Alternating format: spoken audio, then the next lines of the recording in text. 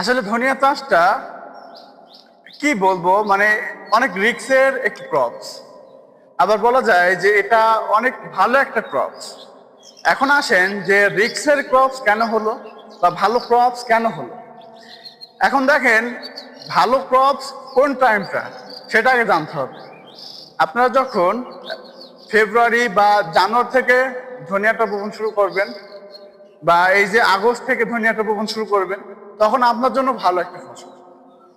আর যখন রিস্ক মনে হবে যেটা আমার জন্য রিস্ক, এই টাইমটা সেটা হচ্ছে মে থেকে। মে, জুন, জুলাই যেমন রিস্ক ঠিক তেমনই লাভজনক।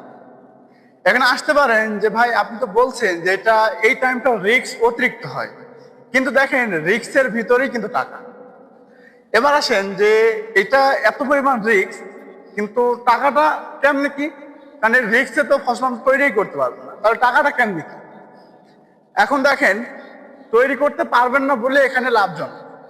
কারণ 80% মানুষ অন্য ক্রপসের দিকে তাদের নজর থাকবে, ধনিয়াটার পরে একদমই কম থাকবে, যার ফলে 100% লাভজনক।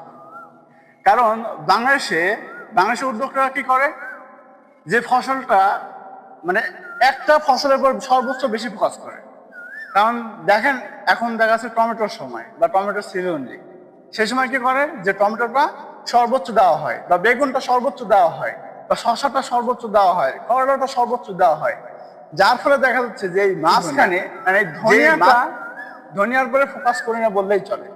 যার ফলে দেখা যাচ্ছে সেখানে 1,00,000 টাকা সম্ভব।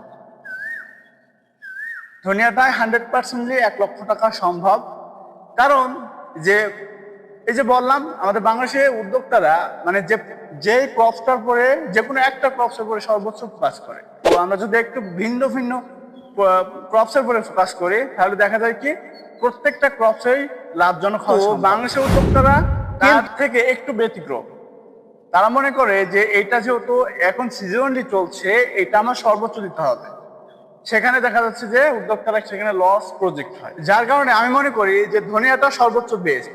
কারণ ওই যে ফাঁকা যে টাইমটা যাচ্ছে, বা এই যে ক্রপসের মাঝামাঝি যে ফসলটা ফাঁকা থাকছে, সেটা কিন্তু ধনিয়া। কারণ ধনিয়াটার পরে সর্বোচ্চ ফোকাস করি না আমরা, ওইটি অন্য ফসলে অন্য ক্রপসের উপর ফোকাস।